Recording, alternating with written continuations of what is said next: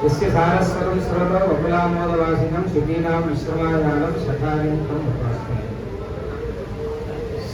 தனியல்ல மூணாவது தனியல் ஸ்ரீமன் நாகமுனிகள் அருளிச் செய்த தனியல். மனத்தாலும் வாயாலும் கண்குருகூர் பேணும் இனத்தாலே அல்லாது இறைஞ்சேன் நனத்தாலும் ஏதும் குறைவிலே எந்தை சடகோபன் பாதங்கள் யாமுடைய பட்டு.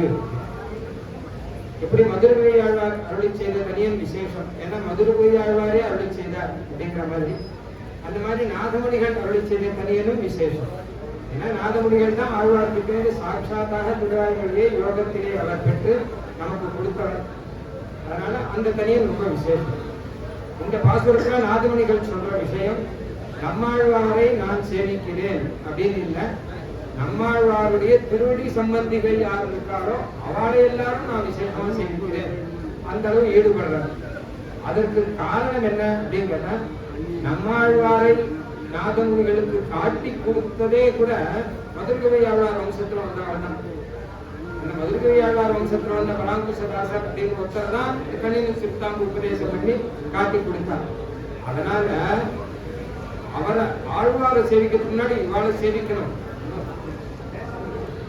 அந்த மாதிரி பறவைகள் காலில் கூட ஆழ்வாரோட கேள்வினோர் முறையோடு உன் கால்கள் என் தலைமேல் அப்படின்னு உங்க கூட்டத்துல எல்லாரோடு கூட உங்களுடைய திருடிகள் எங்க தலைமையில இருக்கணும்னு நாரைகளை பிரார்த்திக்கிறார் ஆழ்வார். அந்த மாதிரியாக ஆழ்வாருடைய திருவடி சம்பந்திகள் விசேஷம் அப்படிங்கிறதுனால நாகமுனிகள் ஈடுபட்டு பிரார்த்திக்கிறார். இதுவும் ஆழ்வார் சொன்ன விஷயம் தான். ஆழ்வார் பல இடங்கள்ல தன்னை சொல்லிக் கொண்டு போய் இப்போ திருக்குறுகூர் சொன்னார் இல்லையா, திருக்குறுகூர்னு ஆழ்வார் சொல்றாருன்னு. ஆழ்வார் சொல்றார் தன்னை பற்றி சொல்லும்போது, நல்லார் நவில் குருகூர் நகார் திருமால் திருப்பேர் வந்தார் அடிக்கண்ணி சூடிய மாறன் அப்படிங்கிறது. நான் குருகூர் நகரா, நான் யாருடைய ரசனா, திருமால் திருப்பேர் வல்ல எம்பெருமானுடைய திருநாமத்தை சொல்றா யார் யாரோ அவளுடைய திருவடியை கன்னியாக மாலையாக சூடிக்கொண்டிருக்கிறேன் அப்படின்னு ஆழ்வார் ஈடுபடுற விஷயம் இதெல்லாம்.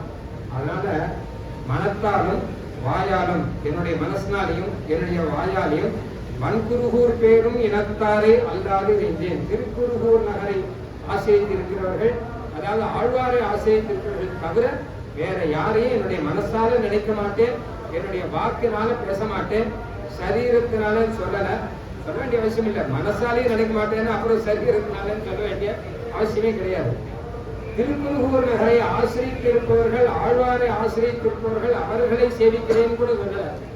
அவர்கள் அல்லாத மற்ற பேரை சேவிக்க மாட்டேன் அப்படின்னு தீர்மானமா சொல்றார். அதனால இது இன்னும் திருடமா சொன்னதாக ஆச்சு. ஏன்னா அவரை சேவிக்கிறேன் அப்படின்னா அப்ப இந்த சமயத்துல அவரை சேவிப்பார், இன்னும் வேற ஏதாவது உபயோகம் தான் வேற ஒருத்தரை சேவிப்பார், அந்தந்த சமயத்துக்கு ஏற்ற மாதிரி தோணும். அதெல்லாம் கிடையாது. ஆழ்வாரையும் ஆழ்வார் பக்தர்களையும் தவிர வேற யாரையும் மனசாலையும் வாயாலையும் நான் சம்பந்தப்படுத்தவே மாட்டேன்.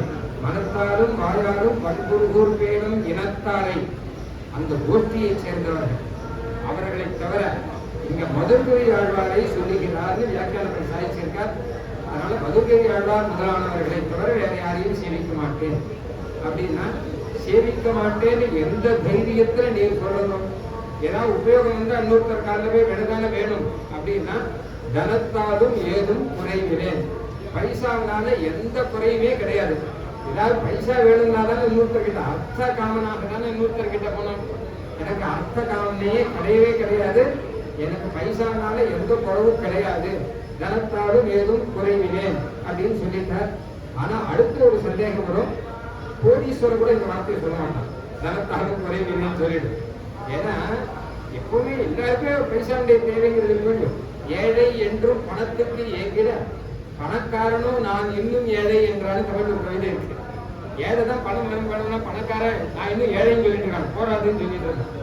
அப்ப எந்த தைரியத்தில் நீ சொல்ற தனத்தாலும் குறைவில்லை அப்படின்னு எந்த தைரியத்தில் சொல்றீங்கன்னா, என்னுடைய தனம்னு ஒண்ணு இருக்கு, அஸ்து பைத்தாமசம் தனம் சொன்ன மாதிரி எந்த சடகோபன் பாதங்கள் யாமுடைய பற்று அப்படின்னு நம்மாழ்வாருடைய திருவடிகள் தான் எனக்கு ஒரே பற்று.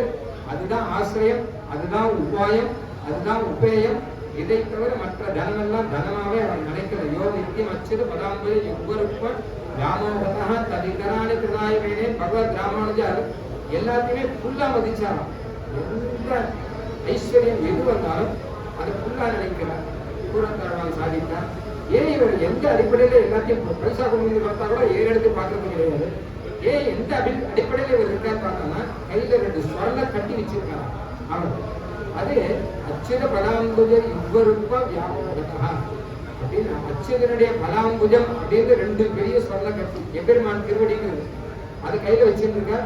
கையில வச்சு அதை பார்த்துட்டு இருப்பாளுக்கு மற்றவர் நிறைய ஐஸ்வர்யம் இருந்து பீரோட வச்சு அடிக்கடி திறந்து பார்த்துட்டு இருக்கோம்னு அது ஒரு திருப்தி இல்லையா. அப்ப அந்த மாதிரி இதை கையில வச்சிருக்க மற்றவரையே லட்சியம் பண்ணப்படும். அதனால திருநாயமேனே அந்த மாதிரி எந்த சடகோப்பன் பாடங்கள் யாமுடைய பற்றி எங்களுக்கு ஒரே பலம் அதுதான், ஒரே உபாயம் அதுதான். அதனால எனக்கு தனத்துல எந்த குறையும் இல்லை. நான் யாரையும் ஆசிரிக்க வேண்டிய அவசியம் இல்லை. நம்மாழ்வாருடைய திருவடிகளை ஆசிரியத்தவர்கள் யாரோ அடியார் அடியார் தம் அடியார் அடியார் தமக்கு அடியார் அடியார்களே அப்படின்னு சொன்னால் ஆழ்வாருடைய திருவடிகளை ஆசிரியத்தவர்களே எனக்கு பற்று என்பதாக ஆச்சரியம் சாதிக்கிறார் ஸ்ரீமன் நாகமணி.